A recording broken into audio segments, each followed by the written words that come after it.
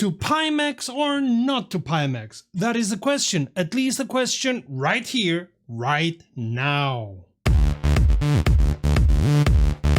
Greeting from me, you're watching WromWrom, the channel sharing the joy of sim racing. Today we're once again reviewing a kinda sim racing product that could interest you. My name is Serta and I will be your host for this video. This here is the Pimax Crystal Light, this here is the Oculus Rift. Of the two, the Pimax is by far the newest one, so using this one should be better and gave me an advantage over using the Rift, but does it? Let's check the Pimax system and answer this and other questions. The Pimax Lite definitely weighs more than the Rift and is bulkier, so if you felt like a dork with the Oculus on your head, you're gonna be more of a dork with the Pimax. Setting up the Pimax is quite easy as it does not need trackers like the Oculus does. While trackers are something you can buy for your Pimax system if you want to, and they may give the whole system more stability, Pimax professes the system works well enough without them and they are not a must. So, contrary to the Rift, you don't need to place the trackers and move them around until the system is happy, etc, and you won't have to redo it every half a year or so, as it's the case with me with the Oculus. The rest of the setup is easy. Tell the Pimax how your room looks like, or even just look around for the software to recognize how your room is set up, give it a couple more data and that's it. What is strange is that after that, you find yourself in a landscape like in an asteroid with nothing else to do and no button on the controller seems to work. While the landscape is wonderfully rendered, I'd prefer to be able to do something or to be told, that's it, get the goggles off your head and choose a game from Steam. In any case, once you see that landscape, you can start Steam VR or use Steam in pancake mode to choose your preferred sim. Because Pimax uses SteamVR as an interface between the Sims and the VR system. If you haven't already, you will have to install that too. It costs nothing, is easily and quickly installed directly from Steam and works okay. As some VR software does not work directly with the Rift, I'm accustomed to SteamVR. No biggie, nothing extraordinary. One advantage the Pimax has over the Oculus is that you can use the cameras in front of the system to see an image of your real-life surroundings in case you get disoriented. Tap twice to the right of the system and blip, there's the real world.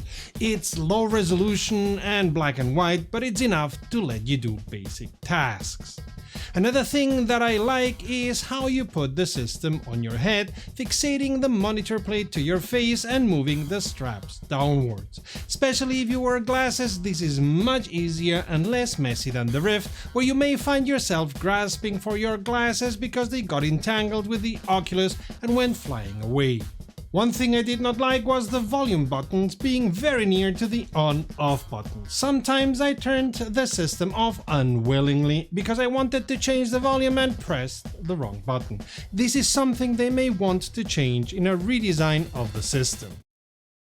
I tested the Pimax system both on my test system with a 27 NVIDIA GPU and an AMD Ryzen 7 7800, as well as with my day-to-day system with a 3080 NVIDIA GPU but an Intel i7 7700 as CPU, and tested it on AMS2, ACC and RaceRom.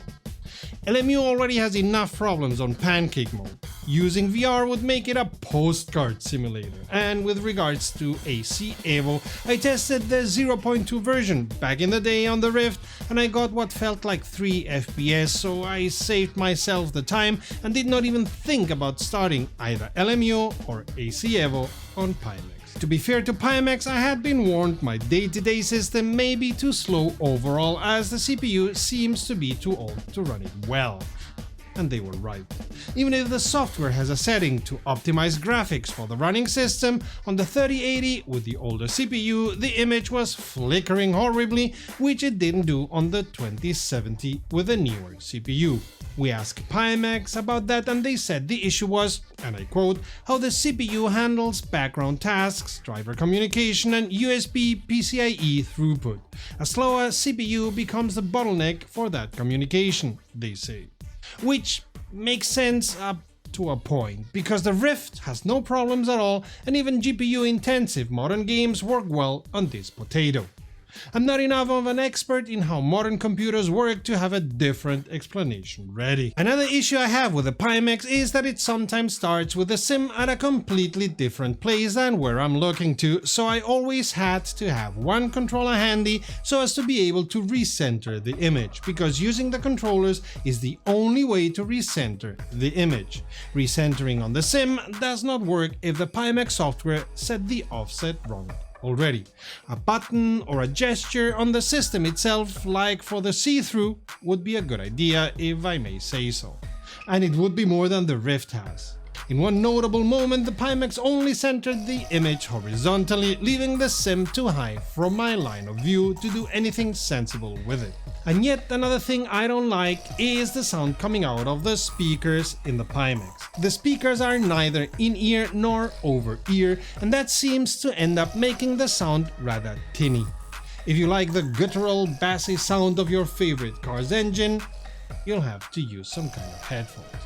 Which then bears the problem that the speakers are of course set up in a way that puts them near to the ear, which is an issue with over-ear headphones. Pimax offers another set of earphones for $100 more, which we were not able to test. Moving on to the most important question. I've said often enough that I'm decidedly faster using my VR system than I am on Pancake, and the tests I did comparing Pancake and the Oculus Rift made it clear this is most always the case.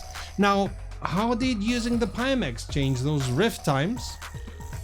It didn't. At least not significantly. Mostly I was even slower by a tiny bit. It may also be because subjectively the image quality was worse than when using the Rift, even when locking the Pimax at 90 FPS. I get that the Pimax has better monitors in it, but it needs such a high-powered system to deliver that quality that the end result ends up looking worse. Subjectively at least, I don't have a lab setup to be able to gather objective data. Strangely enough, the Pimax showed some color shifting on ACC that doesn't appear on the recorded video, where parts of the RGB spectrum were off, like a picture on a book where there was an ever so slight shift in the plates. And the Automobilista 2 picture showed itself kinda convex, ever so slightly rounded outwards from the point of view of the user. According to Pimax, the issue lies in how Automobilista 2 renders its image and pushes it through to SteamVR. If you can confirm or deny that, please leave a comment on this video. These are very strange errors, and they are sim-specific, which baffles me. On the one side, this clearly means that the Pimax lenses and monitors are not the issue. On the other side, it may mean the software or firmware doing the translation between SteamVR and the Pimax system is not translating the information correctly. A third possibility is that the Rift is better ingrained in the code of the sims, while Pimax has not been willing or able to do that. If you like what we're doing here on WromWrom and want to support us, it's easy, just a few clicks. Like, subscribe, and set the notification bell. Takes less than a Hamilton pit stop. Thanks for your support. Will I ditch my old Oculus Rift for the new and shiny Pimax Lite? No, I won't. I've either grown accustomed to the quirks of the Rift or found sensible workarounds, and the Rift still works well on my day-to-day computer. The image quality is similar between both of my computers, and it does not have the color shift on ACC that Pimax shows, nor the concave view on AMS2. For all the good things I had heard about the Pimax Lite until now, I confessed I'm underwhelmed by it. Sure, it could be that my daily gaming computer is a potato now, I accept that. But I don't have the thousands of euros to buy a new computer, and I especially would not have those after buying the Pimax Lite, even at the reduced prices they offer through their affiliate partnership, of which you'll find a link in our description. even with the discount they offer when you can prove you already bought another VR system in the past. In any case, the Pimax Lite did not make me faster, it brought some new issues with it, and while I appreciate not having to use trackers and the see-through mechanics, based on the comparison with my years-old Oculus, I have to say the Oculus fares better on my system configuration. Not that the Oculus is a perfect VR set by any means, it alone being sold by a company which has no problem letting AI flirt with underage children makes me icky every time I use it, and there's other problems with it too, like having to realign the trackers regularly or the way it straps on to the head. And maybe if and when I'm able to buy a stronger gaming computer, the Pimax will behave better. Based on my experience, I cannot recommend the Pimax, at least not if you don't have a configuration with top-of-the-line CPUs and GPUs. Maybe the Dream Air system won't be as taxing.